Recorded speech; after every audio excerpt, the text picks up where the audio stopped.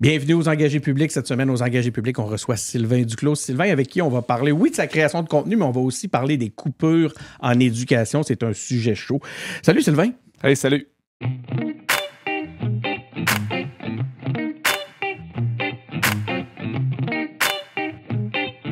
Nous sommes engagés publics. Donc, c'est ça, on parle avec Sylvain Duclos, prof Duclos, que j'aime l'appeler. Au gala influence, j'y courais après partout, j'étais un peu gorlone, puis j'ai crié « Hey, c'est le prof Duclos! » J'étais tout content d'avoir rencontré. Je suis content que tu aies accepté l'invitation, Sylvain, merci beaucoup. Hey, merci pour l'invitation. Pour de vrai, c'est un honneur d'être ici. On a un sujet, il y a un sujet chaud en éducation actuellement, puis je me dis, ben là, voilà l'occasion d'inviter Sylvain aux engagés publics, parce que je te cacherai pas que je l'avais en tête depuis un petit moment, puis veut pas, on croisait de même soit dans des événements, dans un événement dans ce cas-là, mais aussi de façon virtuelle, on a des amis en commun, puis tout ça. Fait que c'était le bon moment. Donc, Sylvain Duclos, professeur de mathématiques au secondaire. Je ne sais même pas si je peux te demander dans quelle école. Je pense pas que c'est important, mais... C'est pas tant important, puis j'essaie de laisser ça de côté parce que je parle jamais au nom de mon organisation scolaire, donc on essaie de scinder les deux. Ben écoute, ça, vois-tu, ça en est un sujet sur lequel j'aurai plusieurs questions. Pas pour en savoir plus, gratter jusqu'à temps qu'on sache c'est quoi l'école. C'est pas ça. C'est justement comment tu fais pour vraiment faire un mur entre ta création de contenu, ta vie publique, puis ton travail. C'est pas évident. Puis, tu vois, j'ai quelques questions pour avoir parlé avec d'autres professeurs. Là, c'est vraiment pas quelque chose d'évident. Puis, je suis bien curieux. Voix influente en éducation grâce aux médias sociaux. Plus de 50 000 abonnés sur TikTok, plus de 15 000 sur Instagram. Je pense même que tu as plus qu'un compte. Hein? Tu as un compte aussi, Sylvain Duclos, mathématiques. J'ai 2 comptes TikTok, 2 comptes Facebook, un compte Instagram. Donc, au total, c'est beaucoup plus que ce que je viens de dire parce que c'est juste Sylvain Duclos comme un peu plus personnel que j'ai vu à plus de 50 000 abonnés. Fait que tu sais quoi, tu dépasses. Si tu cumules tout, tu es à peu près à quoi comme following? J'ai au-dessus de 100 000 abonnés cumulés sur tous mes comptes. C'est impressionnant. Ça va être ça notre premier sujet. Tiens, allons-y avec ça. Encore une fois, merci d'être là. Toi, premièrement, tu es enseignant, puis j'ai entendu quand même quelques entrevues. Tu as une bonne présence dans différents podcasts et autres. Puis tu disais que c'était pas ton premier choix nécessairement être professeur. Peux-tu nous rappeler juste cet aspect-là? Ben, c'était pas mon premier choix parce que moi, j'étais un gars qui était hyper gêné lorsque j'étais au secondaire. Fait que moi, je me destinais pas à aller parler devant des élèves. J'étais pas vraiment à l'aise. Fait que je regardais plus pour tout ce qui est optométrie, pharmacie. J'aurais aimé la médecine aussi. J'étais là-dedans. J'étais un geek un peu quand j'étais au secondaire aussi. Là, je pense que je surprendrais personne. Puis au final, par dépit, j'ai choisi l'enseignement parce que c'était compliqué, j'étais daltonien, puis plusieurs de ces professions-là qui avaient des limitations. Tu sais, je vois pas les couleurs des pilules, je suis pas capable de voir les rougeurs. Au final, je vais être OK, je vais essayer l'enseignement de toute façon parce que j'étais bien dans le milieu scolaire. Fait que moi, être dans une école, j'étais bien là-dedans. Fait que je vais l'essayer. Ça n'a pas bien été, mais pas toute ma formation. J'avais pas la drive pour gérer une classe. Pas pantoute. Fait que mes stages, ça a été un enfer sur Terre. Puis mes 5 premières années d'enseignement, ça n'a pas été facile non plus. Mais au final, j'ai développé ce que j'avais à développer. Puis là, je suis vraiment bien dans ma classe. Puis ça va être difficile de me faire sortir de ma classe. Mais c'est paradoxal parce que tu as développé une présence sur les médias sociaux. Ça demande une certaine drive. Les gens ne sont pas conscients à quel point... Tu sais, moi, là, j'en fais même du podcast. C'est tel que tel. Tu sais, je suis là dans une entrevue. Mais ouvrir un téléphone comme tu fais, comme Fernel Morissette fait, comme Andréane fait, Alexandre, je voulais dire, Jean-Andréane, puis de se mettre en scène direct comme ça demande une certaine drive. Comment tu fais pour passer par-dessus ta gêne? En fait, aujourd'hui, j'en ai plus de gêne.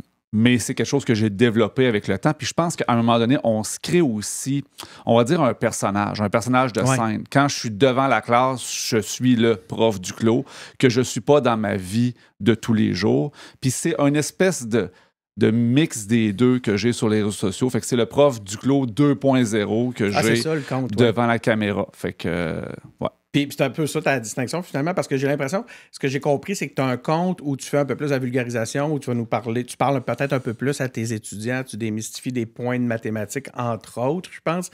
Tu vas parler où tu donnes des trucs aussi, comment bien réussir ses examens, ses études, ce genre de trucs-là. Puis ton autre, permet de prendre la parole d'une façon un peu plus personnelle et surtout un peu plus engagée. Hein? Oui, ben en fait, c'est comme venu dans ce sens-là aussi. Moi, à la base, ce que j'ai créé sur ma présence sur les médias sociaux, au départ, c'était avec la pandémie, puis c'était vulgariser comment utiliser les technologies pour pouvoir enseigner. Donc, je m'adressais à des enseignants au départ. Après ça, j'ai expérimenté dans mes expérimentations d'application, TikTok, pour voir qu'est-ce qu'on pouvait en faire. Puis là, j'ai vraiment eu la piqûre pour TikTok à ce niveau-là. Puis là, j'ai commencé à m'adresser aux jeunes enseignants. Mais là, j'ai vu des choses mathématiques. Fait que là, pendant un certain temps, j'ai eu un mix des deux contenus sur le même compte. Puis il y a eu la grève des enseignants à fin 2023, début 2024. Et là, j'avais beaucoup de contenu engagé qui était mixé puis qui était envoyé au même public que du contenu mathématique qui s'adressait aux élèves. Et à un moment donné, j'ai eu un malaise là-dedans. Fait que en octobre dernier, là, j'ai décidé, OK, c'est beau, on va scinder les deux de façon officielle.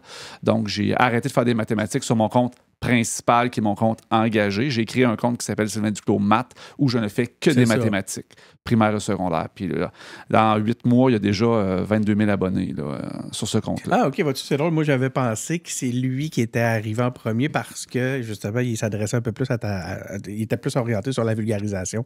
OK, c'est intéressant cet aspect-là. Donc, c'est de même que tu as commencé à scinder les choses, mais ça amène la question, je te le dis, je vais te l'amener tout de suite, mon plus gros questionnement. J'ai une amie, d'ailleurs, une ancienne participante aux engagés publics là, qui faisait des épisodes de groupe avec nous, qui est professeure maintenant, puis elle me disait, cette semaine, pas plus tard que cette semaine, elle me disait, écoute, je ne pourrais plus aller aux engagés publics, j'ai peur. Elle dit, j'ai peur de perdre mon job. Puis là, je disais, ben ouais, mais prof Duclos, lui. Puis là, elle m'a envoyé un article. Elle dit, elle dit, ça n'a pas été nécessairement facile pour tous ceux qui prennent la parole. Puis là, j'étais curieux que tu nous le racontes, cet aspect-là. Comment toi, tu fais, premièrement, écoute, j'ai plein de questions, tu sais, je veux dire, c'est-tu parce que tu oses? C'est-tu parce que tu as plus de courage que les autres? C'est-tu parce que tu es backé? Comment tu fais pour pouvoir faire ça que d'autres ne se le permettent pas parce qu'ils ont peur? Il y a beaucoup de choses là-dedans. Il y a une méconnaissance de ce qu'était notre code d'éthique avant, c'est-à-dire que, puis je pense que c'est différent aussi dans différents centres de services scolaires, dans différents milieux. Moi, je pense que j'ai comme une clause grand-père jusqu'à un certain point, en ce sens que j'ai pris la parole, j'ai pas demandé la permission à personne, puis j'ai eu du following, puis j'ai eu de la visibilité rapidement. Pendant la COVID, ça devait être même valorisé. Ben, c'est ça. Fait qu'à un moment donné, j'ai pris cet espace-là, puis il n'y a personne qui m'a arrêté. Puis là, maintenant, je pense que ça serait un petit peu plus touché de m'arrêter. Ça, c'est la première des choses. Mais j'ai aussi un code d'éthique que je me suis imposé à moi-même, qui fait que je ne cherche pas le trouble non plus par rapport à mon employeur principal. C'est-à-dire, moi, je ne parle jamais de mon centre de service scolaire. Je ne parle jamais de ce qui se passe dans mon école à moi. Des fois, il y a des choses que je raconte qui se passent dans mon école, mais ça se passe dans plein d'autres écoles au Québec, puis je le sais, puis il y a des gens qui m'en parlent. Donc, je parle du milieu de l'éducation. Donc, je ne pointe jamais mon employeur directement. Donc, à ce niveau-là, quand je dénonce, quand je suis engagé, c'est beaucoup plus au niveau politique. Puis je pense que ce serait très malvenu d'essayer de me fermer la boîte sur des choses qui concernent la population en général. Je pense que je lisais quelque part, je pense que tu as été bloqué par pas le premier ministre, par le ministre de l'Éducation, c'est vrai ça? Oui, sur X. Sur X, le ministre m'a bloqué. Je ne sais pas si c'est lui ou si c'est ses attachés, peu importe. Là. À un moment donné, je me suis rendu compte que j'avais plus accès à rien. Puis c'était dans le temps où est-ce qu'on avait même plus accès à rien sur X. Là. Puis j'ai fait le lien. Là. C'est à un moment donné où est-ce qu'il avait fait une déclaration en demandant faites les examens. Le matin et pas l'après-midi parce qu'il fait chaud dans les écoles l'an dernier. L'année passée, oui. Puis j'avais dit quelque chose genre à quel point est-ce qu'il ne faut pas que tu saches ce qui se passe dans une école pour demander de faire l'examen du ministère le matin. Ils sont toujours le matin. Ce qui m'a été rapporté par la suite, c'est que c'était pas ça vraiment qui avait été dit. Ça avait été mal rapporté dans les médias. Mais en même temps, son équipe aurait pu me contacter et me dire ça a été mal rapporté. Puis moi, ça m'aurait fait plaisir de... Moi, je reviens tout le temps. Quand je fais des erreurs, je reviens sur mes propos. Ça me fait aucun problème. C'est intéressant, ça, parce que moi, ça m'arrive comme créateur de contenu, puis je sais que ça arrive à d'autres de mes amis qui sont aussi créateurs de contenu, qui sont aussi tes amis. Des fois, on est contactés. Des fois, même, il y a des ministres qui vont carrément m'écrire ou me laisser un petit message vocale pour m'expliquer un projet de loi ou un truc pour justement s'assurer que ça sorte pas tout croche.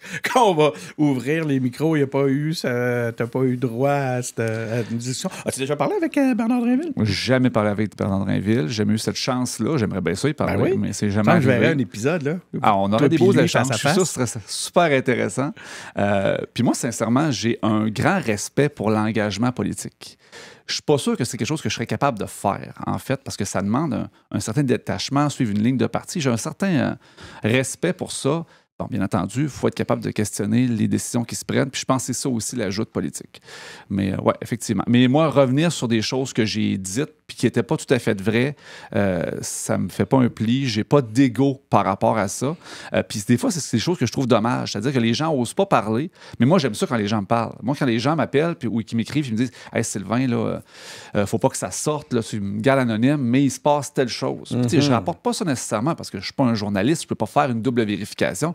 Mais des fois, avoir ça dans la tête, quand la nouvelle sort, par exemple, moi, j'ai des informations de l'interne, puis j'ai déjà une compréhension de ce qui se passe. Puis là, je me permets de le faire. Tu fais une capsule. Exactement. Tu peux intervenir. Tu parlais de ton code d'éthique tantôt. Je ne sais pas si je me souviens plus si on avait eu un échange direct ou si on s'était passé, mais j'avais déjà, il y a peut-être 2 ans, dans le cadre d'un projet, moi, je suis stratège en communication numérique, puis je fais des campagnes, des fois, de marketing d'influence, où ce que j'ai à engager, à trouver des influenceurs, puis j'avais mis ton nom dans ma stratégie, puis tu avais refusé.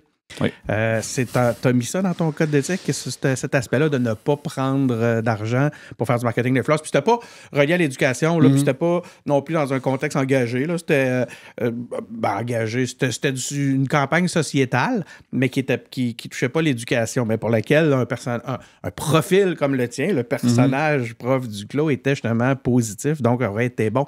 Toi, tu t'as dit, c'est un autre élément où tu as mis la barrière, tu as dit, moi, je fais pas de marketing d'influence. Pendant un certain temps, j'ai dit non. Pendant un certain temps. Là, aujourd'hui, de façon très ciblée, je dis oui parce que je veux pas que mon contenu devienne trop teinté par ça, mais j'en fais un peu.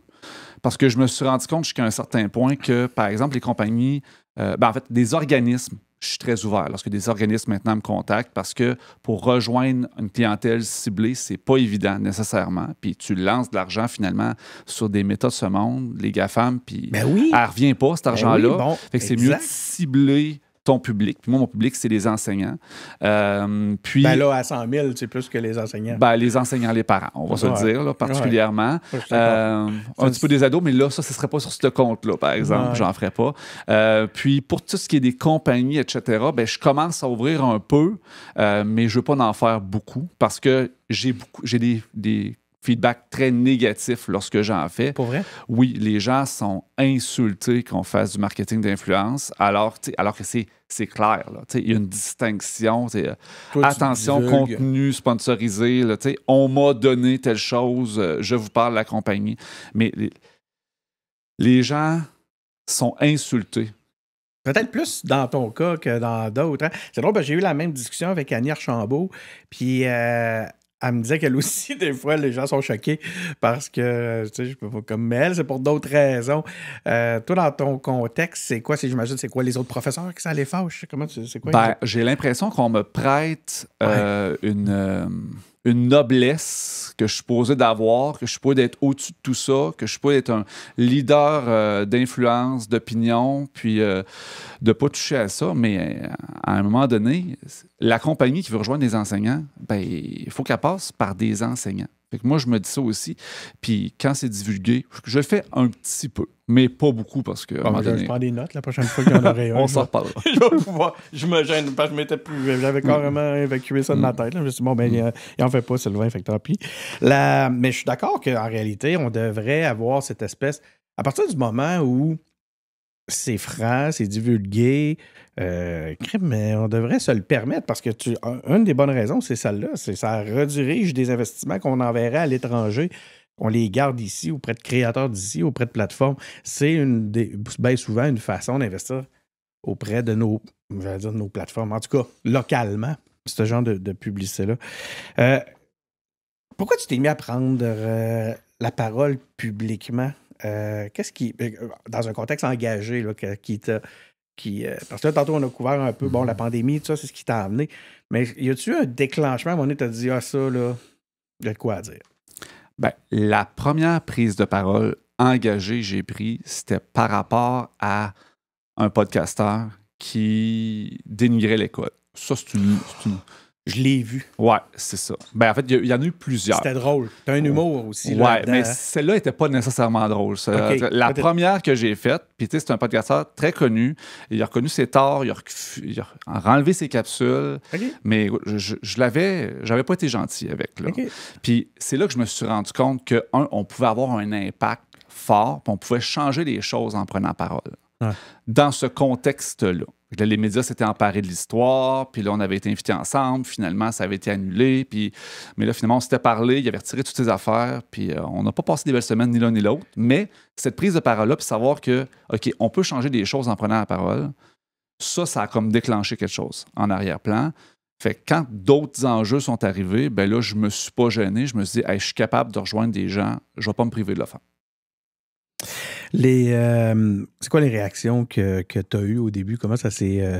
La répercussion de tout ça, là, ça a pris quelle forme? Ben, en fait, c'était pratiquement que du positif.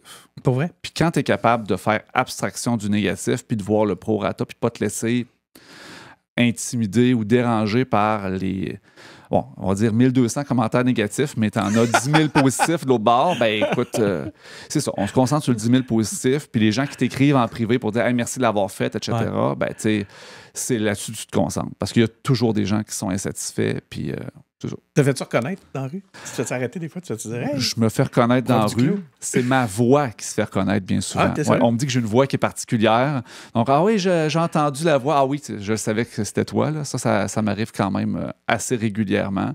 Beaucoup des gens du milieu de l'éducation, bien entendu.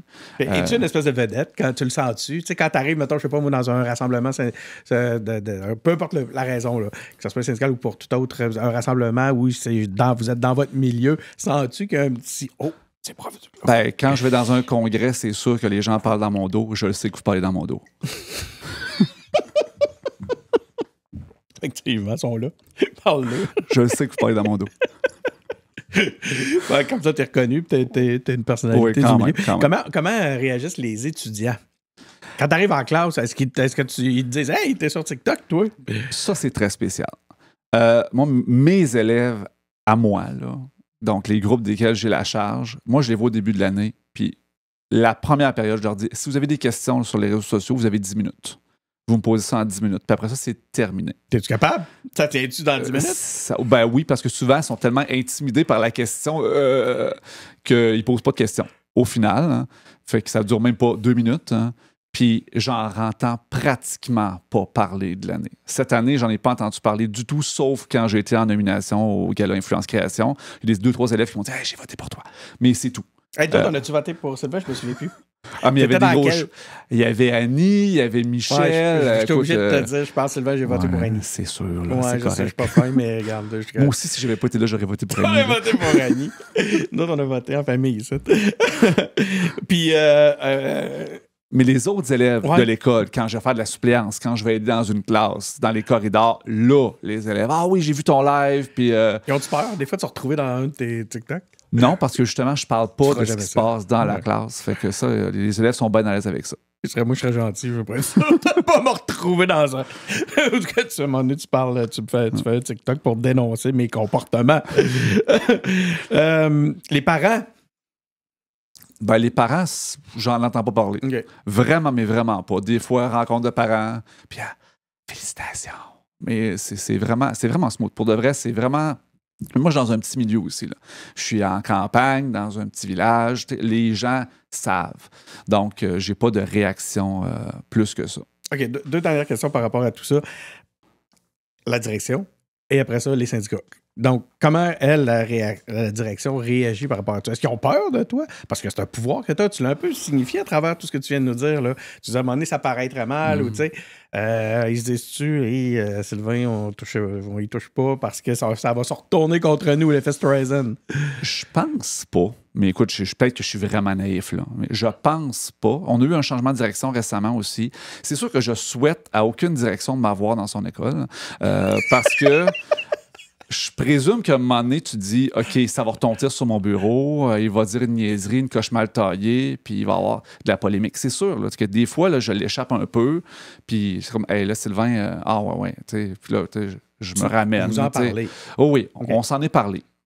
J'ai jamais eu de menaces, on m'a jamais imposé. Tu restes de bonne volonté. Oui. Eux aussi le sont, toi. Oui, ben, on a eu un nouveau code d'éthique en éducation récemment. Je cacherai à personne que j'ai rencontré ma direction, on s'est parlé, puis j'ai ajusté mon propre code d'éthique en fonction du code d'éthique qui avait été imposé. As-tu été consulté avant la création du code d'éthique? Il me semble, moi, si j'avais à mettre à jour un code d'éthique, l'aurais fait. Non, j'ai pas été consulté. Je t'en aurais parlé parce qu'au minimum, un spécialiste en médias sociaux. Mais le code d'éthique a été parachuté directement du ministère. Donc, c'est ça. Le code d'éthique a été envoyé du ministère en disant, voici le code d'éthique minimal. Vous pouvez ajouter des choses, mais vous ne pouvez rien enlever. Ouais. Donc, maintenant, adoptez-le. Donc, ça a été adopté. C'est drôle, c'est quoi? Donc, dernièrement, dans un autre domaine, c'était exactement la façon dont on me présentait les choses, c'est qu'ils se font... c'est la fédération pas la fédération, le conseil de presse. Le conseil de presse présente son code de déontologie exactement comme ça. Voici le strict minimum.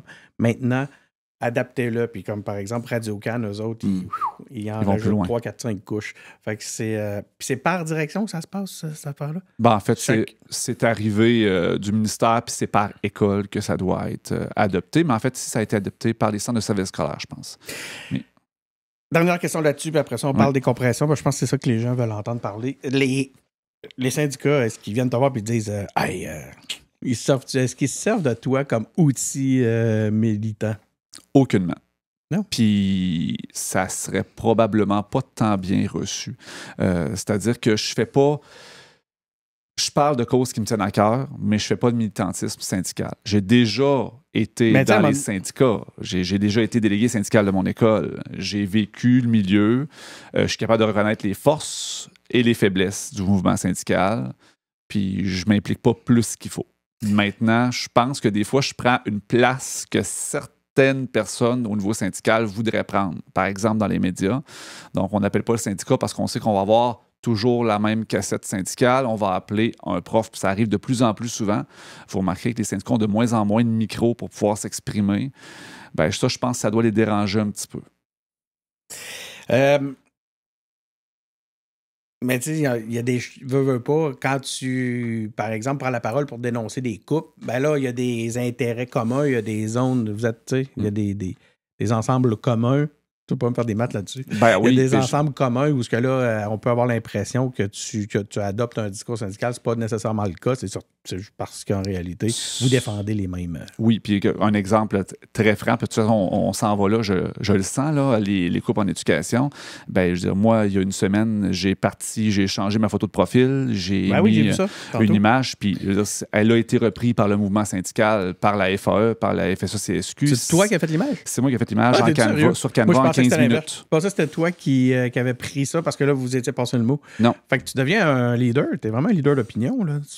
Ben, le mouvement a parti de la base. Moi, j'aime ça dire ça. Ah, c'est bon. Ouais. J'aime ça, moi aussi. C'est intéressant. Écoute, parlons-en de ça parce que je vais t'avouer, je suis toute mêlée. Premièrement, quelle surprise. Ça débarque en juin, fin de session, slow news. On dirait qu'on espère que ça se parle pas trop. Là, on voit qu'il y a du monde qui sort un peu dans les rues.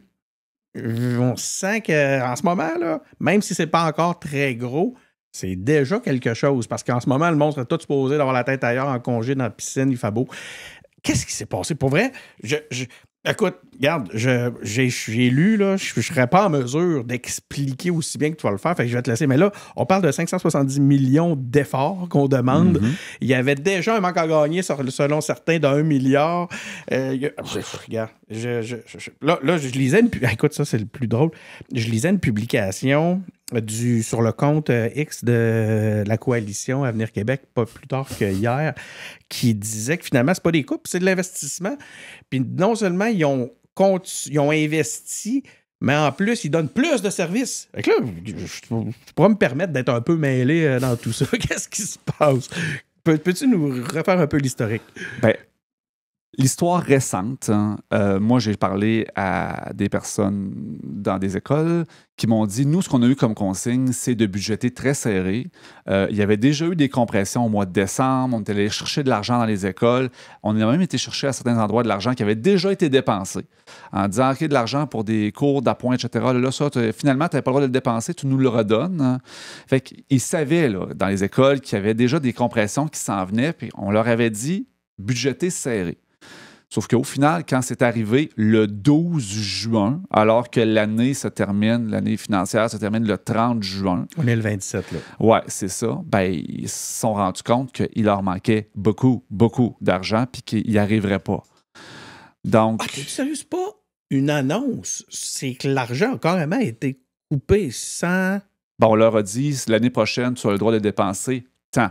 Sauf qu'eux autres, avec leurs prévisions, parce qu'on s'entend qu'il y a beaucoup de sommes qui sont déjà engagés pour l'année suivante. Là. On ne commence pas à budgéter le 13 juin. Là. Non, c'est ça. Je lisais que dans bien des cas, les budgets sont bookés, puis là, soudainement, Puis au-dessus de 70% de l'argent dans un centre de service scolaire, c'est la masse salariale. Donc, il en reste plus bien. Là. Où est-ce qu'on peut aller jouer? Ben, là, tout ça, c'était déjà engagé. Dans les services. Oui. Puis là, des centres de service scolaire qui doivent couper ou leur prévision de 30 millions, 25 millions. Chacun. Ça fait des écoles qui doivent baisser leur... J'entendais parler d'écoles primaires de 600-700 élèves qui doivent couper 300 000 Bien, 300 000 c'est de l'argent, là. Donc, on parle de quoi, là? Des travailleurs sociaux, des orthopédagogues, de l'aide alimentaire, du parascolaire? C'est de ce genre d'affaires-là? Ben, en fait, ce qui reste à couper ou à enlever ou à restreindre, le gras, là, où est-ce qu'on est rendu actuellement? On parle de gras, là? On parle de gras, okay. là. Ben, le gras, c'est l'aide alimentaire, c'est les livres à bibliothèque, c'est les sorties culturelles. Il y a du monde qui vont crier tantôt, là, parce que faire venir des auteurs en classe, plus d'argent pour ça. Sortir au musée, plus d'argent pour ça. L'aide alimentaire, n'a plus. Puis ça, c'est sans compter les TES, les orthopédagogues, parce que les profs, là, on va se le dire, on est béton. On a des conventions collectives, béton, tu ne toucheras pas, puis ça prend un adulte devant la classe de toute façon. Fait qu'une fois que les profs sont placés, le reste, c'est du surplus. Fait que dans une école où est-ce que tu as 6 TES pour une école de 1200 élèves... C'est quoi déjà, TES? TES, technicien en éducation spécialisée, oui, okay. qui se spécialise dans les élèves ayant des troubles de comportement, mais aussi, par exemple, des jeunes qui ont un trouble du spectre de l'autisme, etc. Donc, accompagner des jeunes dans leur stabilité sociale, gérer les conflits, etc. Bien, là, si on en avait 6, ben, on va en avoir 4. On en coûte le 2 tiers, puis c'est pas plus. Puis ils vont faire quoi, ces gens-là? Ils se placent où? C'est des postes qui sont coupés ou c'est des contrats? Ben, en fait, normalement, ils ont des postes, mais ils n'ont pas des bonnes conventions collectives. On va se le dire de même. Là. Fait qu'au final, les derniers vont disparaître. Il y a bien du monde qui vont devoir changer d'école. Fait qu'on vient bouleverser les milieux en plus. Puis ça va faire des gens qui vont quitter. Tu parles des étudiants qui vont devoir changer? Pas les étudiants, vraiment les éducatrices spécialisées, les psychoéducatrices, parce que c'est beaucoup des femmes. Toutes ces personnes-là, les plus récentes, les plus bas dans les listes d'ancienneté, ben, ils vont perdre leur poste. Mais celles qui sont couper leur poste dans certaines écoles vont devoir changer d'école. Fait qu'on bouleverse tous les milieux en plus. Puis les personnes qui n'auront plus de contrat, je vais être plate, là, mais ils vont travailler au privé puis ils ne reviendront pas. Ben c'est ça. En fait, moi, quand il y a ce genre de move-là, ce qui me fait tout le temps peur, c'est qu'on a l'impression... Ben, premièrement, on espère que ce soit temporaire. Puis si c'est pas temporaire, c'est que c'est un changement et des coupures et une blessure fondamentale au système. Comme puis si tout ça, après ça, le jour où on allait dire, ben là, soudainement, on a les moyens, ça allait ressurgir de terre. Là. Puis, hey, merci, on revient. C'est que c'est une dégradation de la qualité de l'éducation, non? Ben, moi, ce que j'entends là, depuis des semaines, puis écoute, mes DM sont chargés. Je vais être franc avec toi. Là. Ouais. TDM, pour ceux qui ne savent pas, c'est direct message. Message privé, ouais, pour ceux qui ne sont pas dans le milieu. Ouais. Dans le fond, ben, c'est des éducatrices qui perdent leur emploi, qui vont aller travailler au privé, qui vont venir faire la consultation, puis qui ne reviendront pas. Et à un moment donné, là, vivre, puis pas te faire respecter de cette façon-là, il y en a qui vont venir, mais pas la majorité. Des psychologues, des psychoéducatrices vont aller travailler au privé. Il y a de la demande au privé. Puis des conseillers pédagogiques, des tops dans leur milieu, là, au niveau des technologies, au niveau du français, au niveau de l'adaptation scolaire, qui se font couper leur emploi partout au Québec. Des tops, là. Ils ne retourneront pas enseigner. Ils vont aller travailler ailleurs. Moi, je trouve ça terrible parce que je suis foncièrement convaincu que l'école publique, est l'une de nos plus grandes richesses comme collectivité, comme société, à court terme et surtout à long terme. Tu sais, moi, j'en suis un exemple. Tu sais, mes parents, c'est des entrepreneurs. Et bon, j'ai réussi ça honorablement, mais c'était pas la grosse richesse chez nous. Puis ce qui fait que j'ai vu tout. Bon, c'est vrai pour ma sœur, entre autres. C'est l'éducation qui fait que notre génération, les enfants de mes parents, de Michel et Colombe, sont ailleurs, ont pris, tu sais, du galon, mettons, par rapport à leur propre... Qui avaient, eux, il y avait eu moins de chance au point de vue de l'éducation. J'ai beaucoup de difficultés. En fait, je trouve ça triste. Mais c'est où le sens des priorités dans un contexte comme celui-là? Parce que si tu le regardes même là, au point de vue, tu sais, la CAQ, c'est comme une chambre de commerce. T'as beau, tu sais, les autres, ils aiment ça regarder ça d'une façon, font l'efficacité, la performance. Mais même si tu le regardes de même, le calcul n'est pas bon. Fait que si tu veux pas le regarder sous l'aspect social, même sous les chiffres, ça marche pas, me semble. Puis, à savoir comment que la CAQ le regarde, je le sais pas. Mais moi, si je recule un peu dans le temps, là, on vit une pénurie d'enseignants actuellement, de personnel scolaire en général, mais d'enseignants. Pourquoi on a une pénurie d'enseignants? Parce que les enseignants, il y a plusieurs années, quand moi j'ai commencé, ça nous prenait des années à avoir des contrats qui avaient de l'allure puis à avoir des postes. Ouais. Fait que les gens se sont écœurés puis ils sont partis du réseau. Fait que là, actuellement, ce qu'on est en train de faire, c'est qu'on est en train de créer sur 1 ou peut-être 2 ans, parce que ça risque d'être ça, sur 1 ou 2 ans, on vient de créer exactement ce que les enseignants ont vécu dans le temps. Bien, les orthopédagogues, ils l'ont vécu aussi. Là. Pourquoi qu'on en manque actuellement? Ils sont allés travailler au privé. Qui fait ça, là? Oh, oui. Okay. Là, on est en train de refaire exactement c'est bizarre, la valorisation même de ces métiers-là. Hein? Ça donne pas le goût de se lancer là-dedans. Pour quelqu'un de brillant là, qui a envie de le faire, moi, je regarderais ça et je ferais peut-être faire d'autres choses. Mais sincèrement... l'inverse de toi, tu sais. Ben, sincèrement... Je vais devenir pharmacien, moi, tiens. Mais c'est un beau métier, là. Le métier d'enseignant, là, moi, quand dans ma classe, la porte fermée, là, j'adore ça. Le bout où est-ce que je suis avec mes élèves, là, ça m'allume. Les interactions avec les élèves, quand ils comprennent, réexpliquer d'une façon différente, c'est génial. Le contact qu'on peut avoir avec les jeunes, là, c'est vraiment stimulant. C'est vraiment un beau métier. C'est tout le autour qui fait qu'à un moment donné, c'est lourd. Le fait d'avoir des élèves et pas être capable de les aider. Que tu envoies, là... Oui, je lisais là, une professeure qui disait qu'il fallait qu'elle choisisse, des fois, là, carrément, qu'on lui... Elle a la tâche ingrate de dire lui ou elle va... Je suis obligé, dans un certain sens, de la laisser aller. Ben, en fait, c'est pas je pense pas que c'est exactement ça qu'elle voulait dire, mais je l'ai entendu aussi. Oui, je l'ai entendu. Ça a sorti de même, c'était dans la presse, je pense. Oui. C'est que, en fait, dans une classe où est-ce qu'on a, on va dire 50 d'élèves en difficulté, parce que bien souvent, ça va avoisiner ça. Comment t'as dit? Ils disent 30 Okay, ils disent dans la classe, au Québec, actuellement, on a 30 d'élèves en difficulté. Sauf que quand tu penses que tu en as une partie qui s'en vont privé, une partie qui s'en va dans les PE, une partie qui s'en va dans les profils, privé, hein?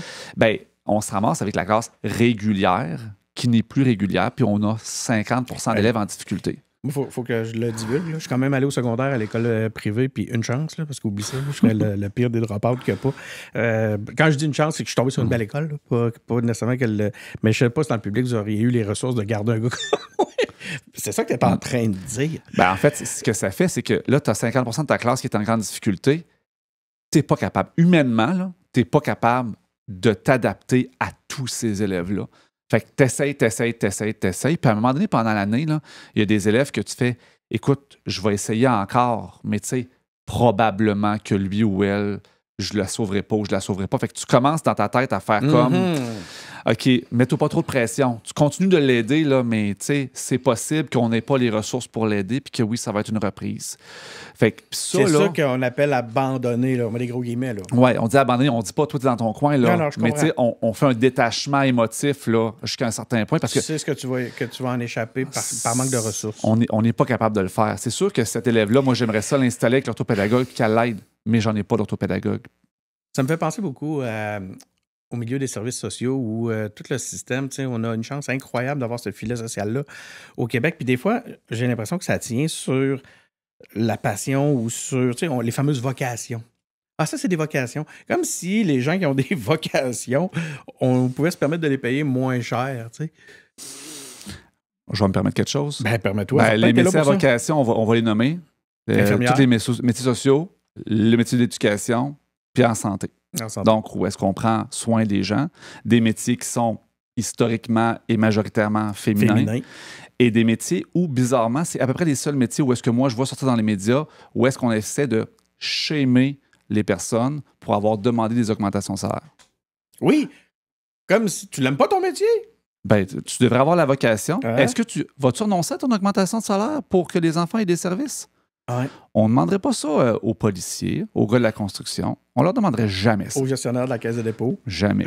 Sauf que pour les femmes dans les milieux sociaux qui donnent du service humain, tu devrais avoir assez la vocation. Ça vient de où, ça? C'est pas juste... Ça vient de où, cette espèce de mentalité-là? On l'entend beaucoup dans la population en général. Là. J'imagine que tu le reçois en DM. Ah oui. Justement, tu dois recevoir beaucoup des commentaires comme ça. Je ne sais pas. C'est instauré. Je pense que c'est juste des métiers qui ne sont pas valorisés. Mais vous autres, vous êtes bien, là, vous êtes en congé l'été. Oui. Quand je réponds à la personne, mais oui, mais toi aussi, viens dans les écoles. On prend n'importe qui actuellement. C'est une classique, ça, hein? Oui. Tu dois te la faire servir, là. Tu es à une offre d'emploi du bonheur. Viens travailler avec moi. Non, je le ferai jamais. Ben. Écoute, tant qu'à être là, tu sais, puis quand je te dis, là, c'est pas des blagues, quand je te dis que j'essayais de comprendre un peu qu'est-ce qui se passait avec parce que là, vous avez eu des augmentations, c'est quoi, sur 5 ans, 17 à 24 %?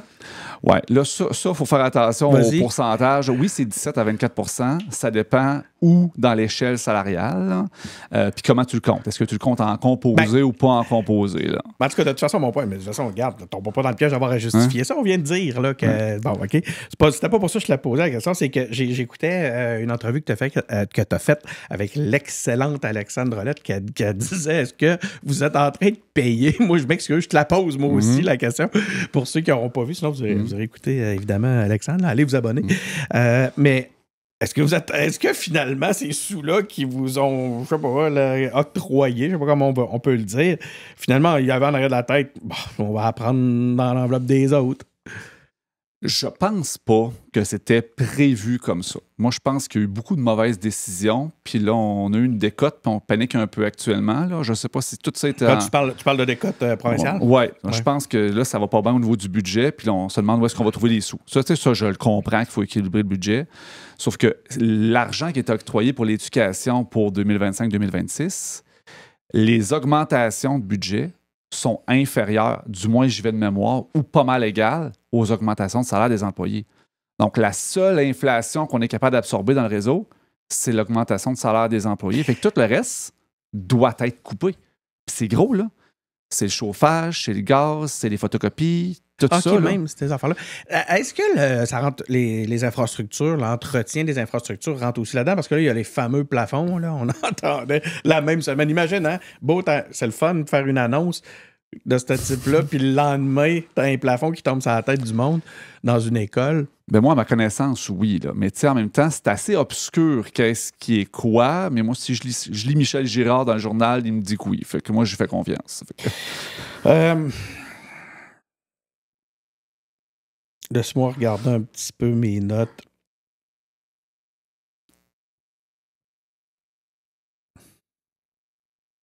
Je t'ai entendu parler à un moment donné de la qualité des journées d'une école. C'est quoi? Peux-tu me parler un peu du concept, premièrement, puis après ça, La qualité des journées? Oui. Ben, c'était probablement en termes du fameux 180 jours d'école. Je ne suis pas certain. Là. Ah oui. En savoir que on a une ligne directrice qui est il faut avoir 180 jours d'école. Mais... OK. Puis là, les gens, là, comme là, d'ailleurs, on répète ça, puis ça a fait des choses comme récemment, des centres de services scolaires ou des écoles qui ont ouvert le 23 juin, parce que dans le calendrier, il y avait une journée d'école le 23 juin, le lundi, puis il faisait 32, puis avec Humidex, c'était 58.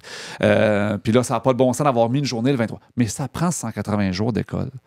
Puis quand on a une journée de tempête, il faut la reprendre, puis c'est compliqué. Puis on parle en termes quantitatifs. Ça prend des journées d'école. Mais on parle jamais en termes qualitatifs. C'est-à-dire, moi, là, par exemple, j'aimerais ça, avoir une journée pour faire rentrer mes élèves de première secondaire dans mon école, puis que les autres ne soient pas là. pour qu'ils puissent s'adapter, prendre leur casier, découvrir leurs locaux, puis pas être intimidés. On avait ça, moi, je me souviens de ça. Genre, on avait ça. Mais moi aussi, j'avais ça. Ouais. Mais là, ça devient de plus en plus complexe. Parce que pour être capable de faire ça, il faut que les autres élèves restent à la maison. Cette journée-là, tu n'atteindras pas ton 180. on n'aura pas 180 jours d'école, alors que c'est pour le bien de nos secondaires 1 qui font une transition.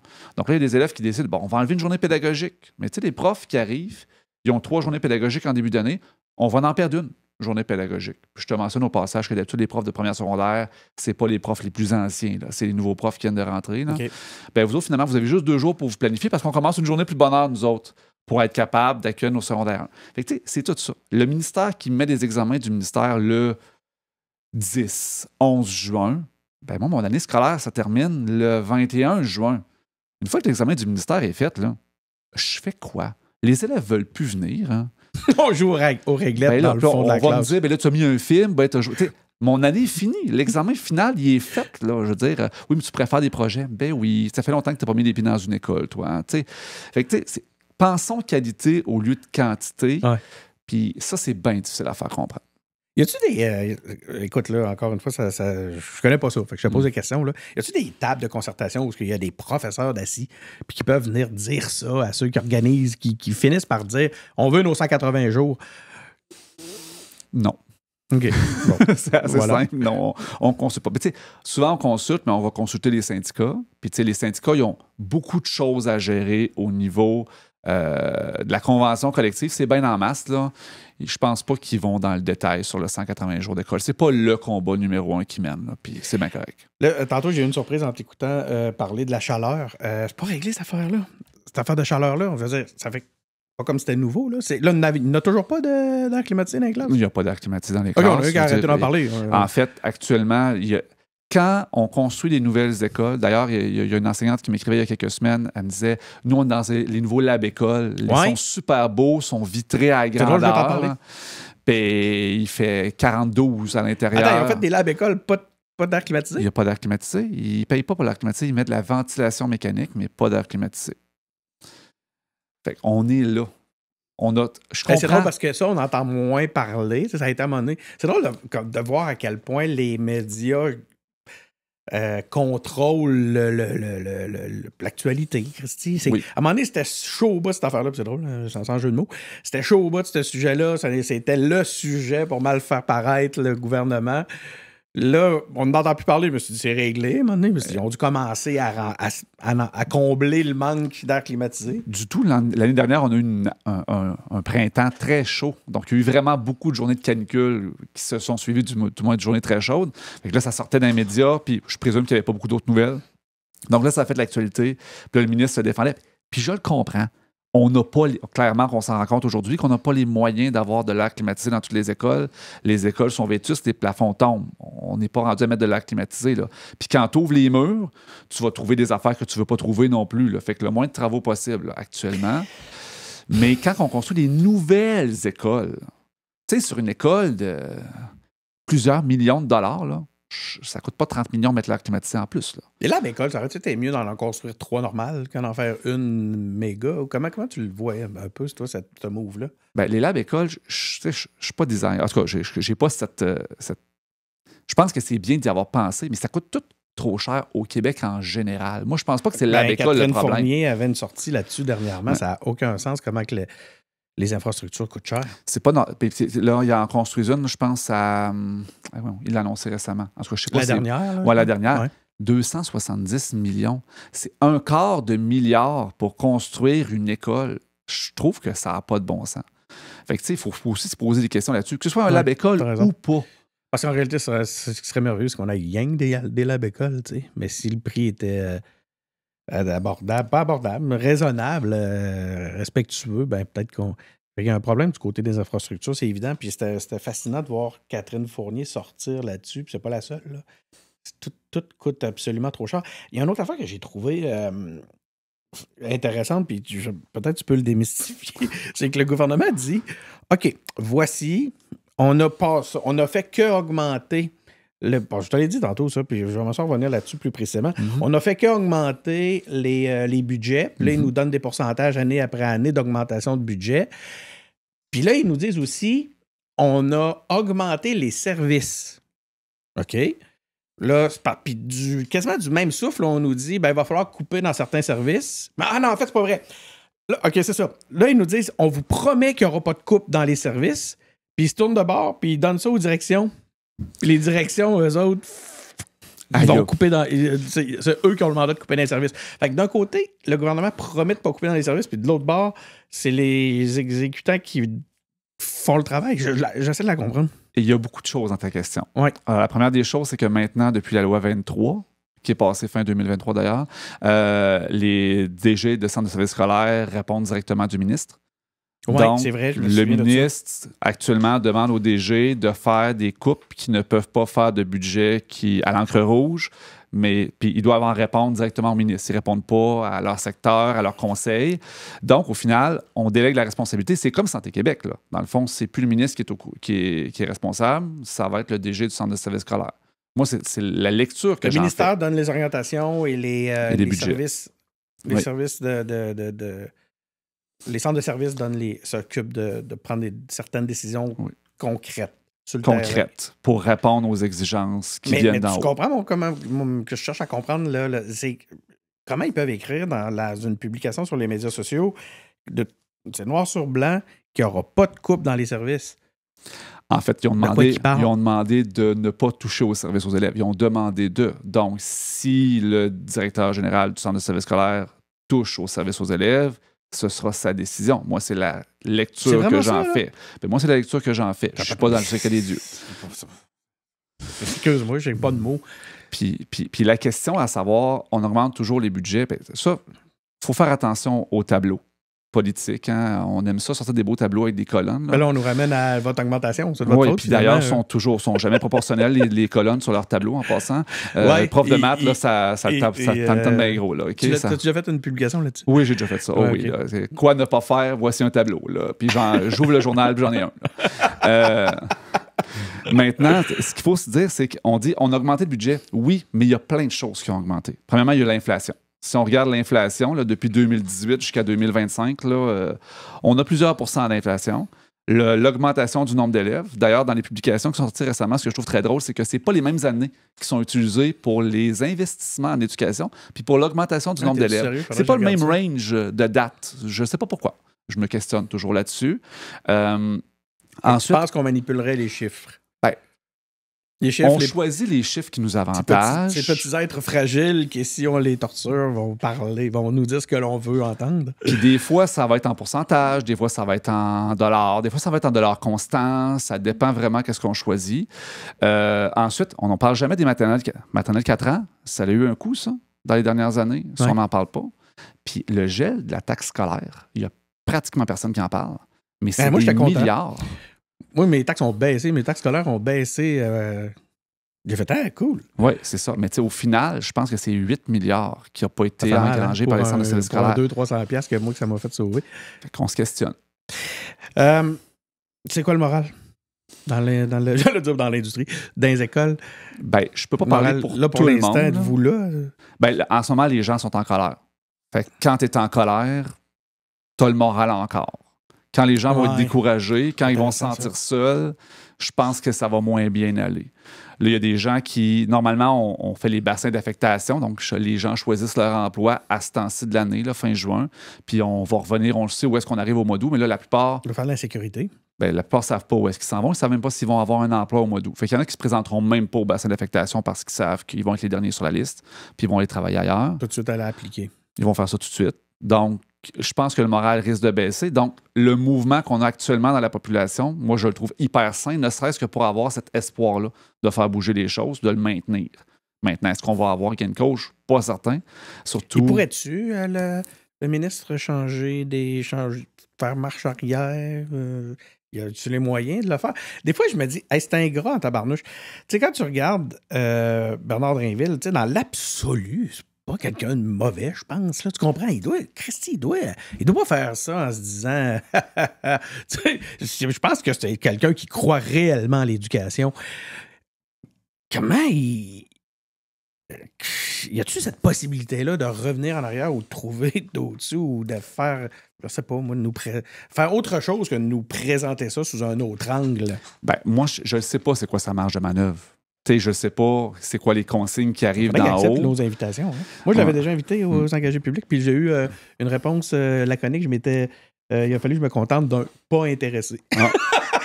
C'est gentil. Mais quand même, je pense qu'au minimum, ne serait-ce que de dire OK, on le sait que c'est vraiment difficile, puis on n'a pas le choix de faire ces choix-là. Reconnaître que ces choix-là doivent être faits dans les écoles et les centres de services scolaires, ce serait déjà beaucoup. Mais actuellement, j'ai l'impression qu'on nie la réalité puis que les gens se lancent la balle. Peuvent-tu se le permettre on rentre en année électorale quasiment, là, ça va être le municipal, puis après ça va être la course. Peux-tu se permettre d'avoir l'air d'avoir eu tort? Moi, je trouve que ça, c'est bien pire. Là. Ouais, moi aussi. Je suis d'accord. On fait tous des erreurs dans la vie, puis peut-être que tu l'avais pas compté de même non plus, je sais pas, là, mais s'obstiner dans cette voie-là. Puis actuellement, j'ai l'impression que l'opinion publique, les parents, là, ils savent comment ça va dans une école, puis ils savent c'est quoi les besoins de leurs enfants, puis comment ça va avoir un impact sur tous les enfants au Québec. Là. Puis avoir les ressources pour nos jeunes en difficulté, ça va pas juste avoir un impact sur les jeunes en difficulté, ça va avoir un impact sur tous les jeunes. Parce qu'il n'y aura plus de parascolaire, il n'y aura plus de sport. Les parents du privé vont recevoir des factures supplémentaires parce qu'eux autres, ça va être absorbé par les parents. C'est un de nos plus gros mensonges, hein, que l'école, c'est gratuit. Tout à fait. Puis ensuite, les jeunes qui sont performants dans les écoles publiques, bien, ça va avancer moins vite parce qu'on va faire plus de gestion de comportement. On a des écoles qui sont surpeuplées. Ça risque pas d'être une belle année l'année prochaine. Écoute, j'aurais envie de te laisser avec ça. Qu'est-ce qu'on peut faire, là? J'ai vu qu'il avait commencé à avoir quelques manifestations, puis j'ai été étonné par rapport au moment de l'année, là, quand même, il y avait plus de monde. On voyait d'ailleurs, j'ai vu une reel de Farnell Morissette qui marchait avec les gens puis qui invitait les. De ton côté, si je te pose la question, qu'est-ce qu'on peut faire pour essayer de faire reculer ou. C'est quoi? Qu'est-ce que tu nous vois? Moi, j'invite les gens, je pense que la chose la plus importante, c'est de communiquer avec leurs députés. Ouais. Les députés sont là pour représenter leur population. Écrivez à votre député, appelez au bureau de comté. Ils vont comptabiliser ça, puis à un moment donné, vous allez faire une différence. Il y a des pétitions qui sont en ligne.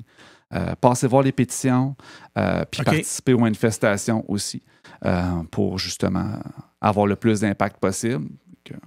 Moi, je pense que c'est ça l'essentiel. Ce serait le fun que tu repasses dans quelques mois, juste pour voir un peu, tu sais, qu'on compare ce qui s'est dit aujourd'hui avec ce que tu as vécu dans les premiers mois de l'année, puis voir un peu justement si c'est moins pire ou pire que qu'on l'avait anticipé ici. On se donnera rendez-vous. Oui. Merci beaucoup, Sylvain. Ça a beaucoup de valeur, ce que tu viens de nous offrir. Merci beaucoup. Je suis super content d'une première présence aux engagés publics. Donc, voilà. Merci. Merci. Merci aussi à vous à la maison d'avoir été présents. Des entrevues comme celle-là, il y en a un paquet. Vous savez où les trouver. Hein? On est partout. On est sur toutes les plateformes américaines, mais on est aussi distribué sur le site de Cube. On est à la télé de Cube aussi les samedis et les dimanches. Donc voilà, c'est Denis Martel qui est au micro, à la technique Adèle Michaud. Merci d'avoir été là, puis on se revoit pour un prochain épisode. Bye!